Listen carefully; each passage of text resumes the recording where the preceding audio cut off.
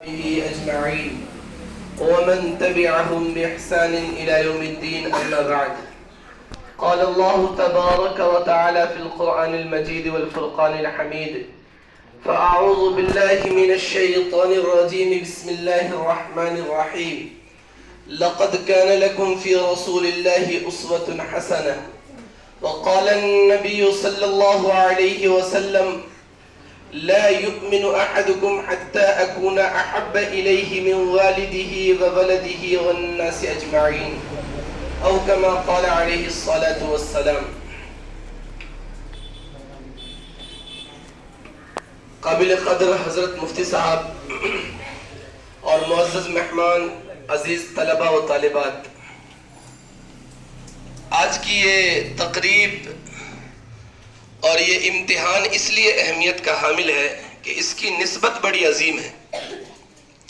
اس کی نسبت ہمارے اور آپ کے آقا جناب محمد الرسول اللہ صلی اللہ علیہ وسلم کی ذات گرامی سے. آپ ہی کے بارے میں قاسم العلوم والخیرات حجت اللہ فی الارض حضرت مولانا قاسم نانوتوی رحمۃ اللہ علیہ نے کہا تھا: سب سے پہلے مشیت کے انوار سے نقش روئے محمد بنایا گیا، پھر اسی نور سے مانگ کر روشنی بزم کون و مکان کو سجایا گیا. وہ محمد بھی، احمد بھی، محمود بھی، حسن مطلق کا شاہد بھی، مشہود بھی، علم و حکمت میں وہ غیر محدود بھی، ظاہراً امیوں میں اٹھایا گیا.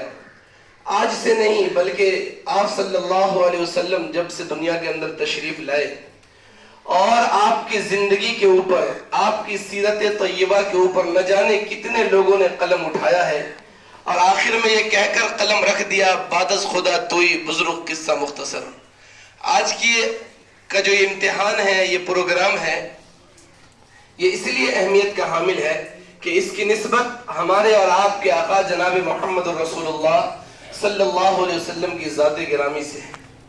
قابل قدر ہے حضرت مفتی صاحب کہ اس طرح کا پروگرام منعقد کرتے رہتے ہیں، اور یہ پروگرام منعقد ہونا چاہیے. میں نے جب سوال کا پرچہ دیکھا تو اس کے اندر وہ بنیادی سوالات تھے جس کا جاننا اور جس کا یاد کرنا، جس کا علم رکھنا ہر مسلمان کے لیے ضروری ہے، تاکہ ہمیں پتہ چلے کہ ہمارے نبی کون ہیں اور ہماری نبی کی زندگی کیسی تھی اور ہمارے لیے آئیڈیل اور نمونہ کون ہے. خود اللہ تعالیٰ قرآن مقدس کے اندر ارشاد فرماتا ہے: لقد کان لکم فی رسول اللہ اسوۃ حسنہ، کہ تمہارے لیے نبی کی زندگی بہترین نمونہ ہے. ہمارے لیے آئیڈیل کون ہے؟ یہ نبی کی ذات گرامی ہے. ہم کس طرح بننا چاہیں گے؟ اپنے نبی کی طرح، اور اسی میں ہماری کامیابی ہے، ہماری بھلائی ہے. ہمارا ہیرو کون ہے؟ ہمارا نبی ہے. ہمارا ہیرو کون ہے؟ ہاں، دنیا کی طرف نہیں دیکھنا ہے، ان کا فیشن بدلتا رہتا ہے، اور ہمارے نبی نے جو تعلیم دے دی ہے وہ قیامت تک کے لیے اٹل ہے. بتا دیا جہاں شلوار رکھنا ہے وہیں رکھنا ہے، اور بال جیسا رکھنا ہے ویسا ہی رکھنا ہے. ہمارا چلنا کیسا ہوگا، ہمارا اٹھنا کیسا ہوگا، ہمارا بیٹھنا کیسا ہوگا، اور ہمارا کھانا کیسا ہوگا، یہ سب کچھ ہمارے نبی نے. تو اس بات کا تقاضا یہ ہے کہ اس ذات کو آئیڈیل اور نمونہ مانا جائے. اسی میں اللہ تعالیٰ نے ہمارے لیے کامیابی رکھی ہے. اللہ کے رسول ایک موقع پر ارشاد فرماتے ہیں: لا يؤمن احدكم حتى يكون هواه تبعا لما جئت به، کہ کوئی آدمی اس وقت تک کامل ایمان والا نہیں ہو سکتا جب تک کہ وہ اپنی خواہشات کو اس دین کے تابع نہ کر لے جس کو محمد الرسول اللہ صلی اللہ علیہ وسلم اس دنیا کے اندر تشریف لے کر آئے. یہ ہمارے پڑھنے پڑھانے کا مقصد، اور یہ اس طرح کے پیغام اور اس طرح کے مقابلے کے انعقاد کا مقصد یہ ہے کہ ہم نبی کی زندگی کو پڑھ کے نبی کے زندگی پر چلنے والے بن جائیں. مقصد کیا ہے؟ کہ نبی کی زندگی کو پڑھ کے نبی کی زندگی پر چلنے والے بن جائیں. اور جب ہم نبی کی زندگی کو پڑھ کر نبی کی زندگی پر چلنے والے بن جائیں گے، اللہ تعالیٰ یہاں بھی ہمیں کامیابی سے ہمکنار کرے گا، اور مر کر جہاں ہمیں جانا ہے وہاں بھی کامیابی بڑھ کر ہمارا استقبال کرے گی. اللہ تعالیٰ خود قرآن مقدس کے اندر ارشاد فرماتا ہے، اپنے محبوب کے زبانی اللہ تعالیٰ اعلان کروا رہا ہے: قل ان کنتم تحبون اللہ فاتبعونی.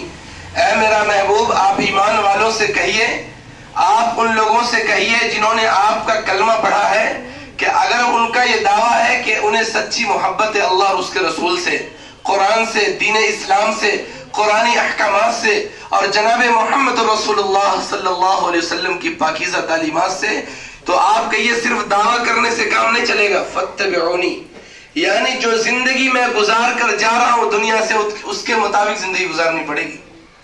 جو کچھ میرے نبی نے بتایا ہے اس کے مطابق ہمیں چلنا پڑے گا. جو کچھ ہمارے نبی نے ہمیں سنت کی شکل میں ہمیں دیا ہے اسے اپنانا پڑے گا. جب ہم اس کو اپنائیں گے اللہ تعالیٰ 2 انعام دیں گے. کتنے انعام دیں گے؟ جس انعام کی ہر ایک کو خواہش ہے. ہم لوگ روزہ کیوں رکھتے ہیں، نماز کیوں پڑھتے ہیں، اللہ کے رسول کی باتوں کو کیوں مانتے ہیں، اللہ کی باتوں کو کیوں مانتے ہیں؟ کہ اللہ ہم سے راضی ہو جائے. اللہ ہم سے راضی ہو جائے. اللہ تعالیٰ 2 انعام دیں گے. پہلا انعام یحببکم اللہ. جب ہم نبی کی پیروی کریں گے، ان کی سنتوں کے مطابق زندگی گزاریں گے اور ان کی سیرت کو پڑھ کر، ان کی زندگی کو پڑھ کر اپنے آپ کو اس سانچے میں ڈھالنے کی کوشش کریں گے، سب سے پہلا انعام اللہ تعالیٰ یہ دے گا کہ ہم سب کو اپنا محبوب بندہ بنا لے گا. کیا کرے گا؟ ہر ایک چاہتا ہے کہ نہیں اللہ کی نگاہ میں ہم محبوب بن جائیں. ہر ایک کی کوشش یہ ہے کہ ہم اللہ کی نگاہ میں کیا ہو جائیں.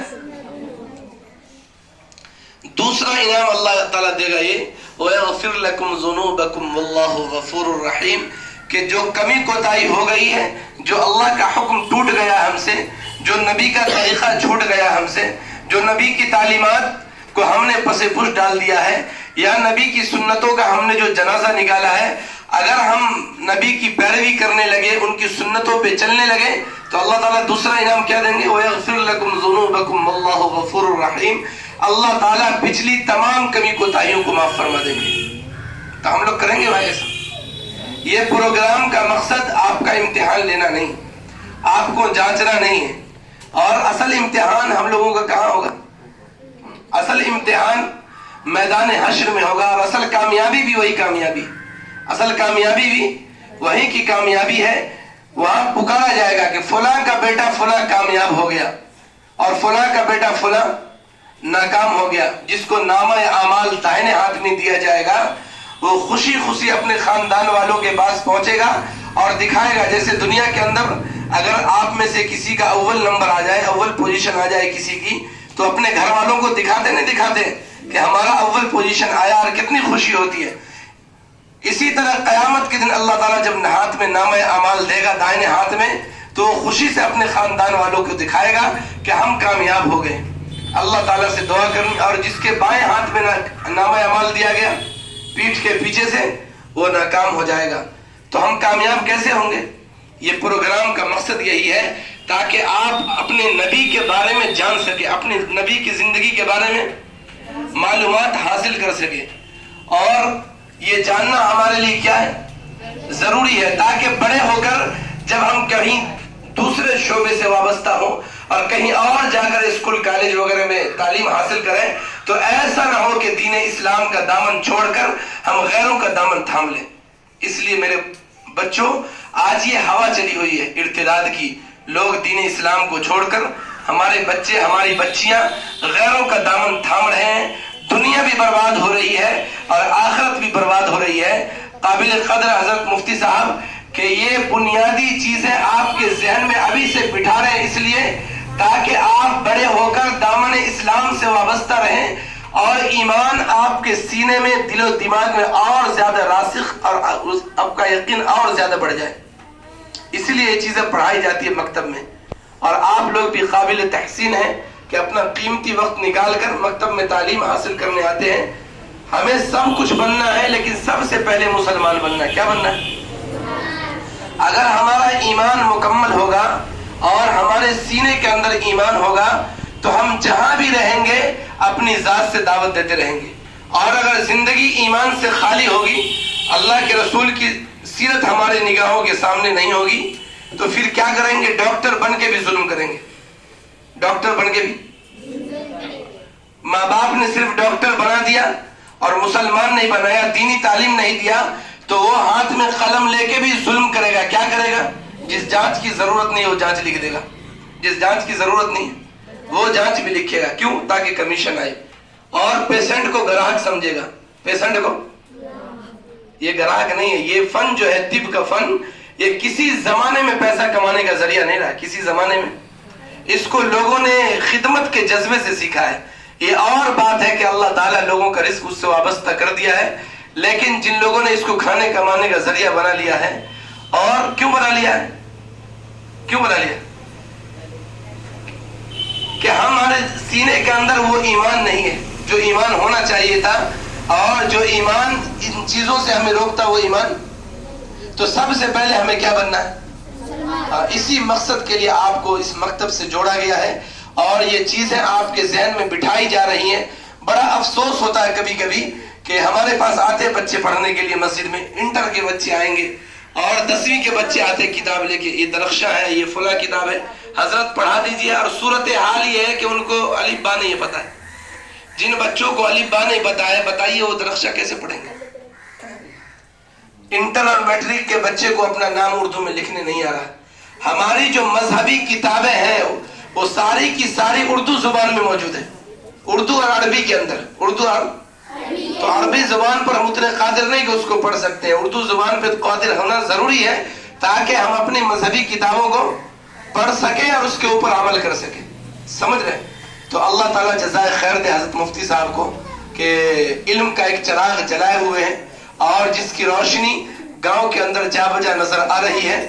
اللہ تعالیٰ اس مکتب کو اور سلامت رکھے. اللہ حضرت مفتی صاحب کا سایہ بھی تا دیر یہاں کے رہنے والوں کے سروں پر سلامت رکھے, اور اللہ تعالیٰ آپ سبوں کو دین کی تعلیم سے آراستہ و پیراستہ فرما کر دین کی خدمت کے لیے قبول فرمائے. جزاکم اللہ خیر و احسن جزا, وما توفیقی الا باللہ.